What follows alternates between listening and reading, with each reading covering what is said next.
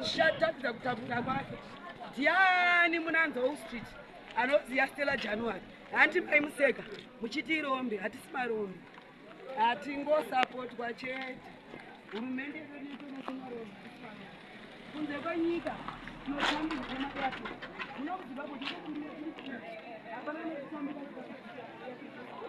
asi kune dzimwe nyika tinotambirwa nedelegation PIP, tikatopinda kana kuZambia kana kuBotswana tinotambirwa nemagovernment ministers, but kuZimbabwe kunopinda izvozvo afound vanouya madelegation kuzotora mafoto vachida kuonera kufa kuita tichada izvozvo zvapera naStella January.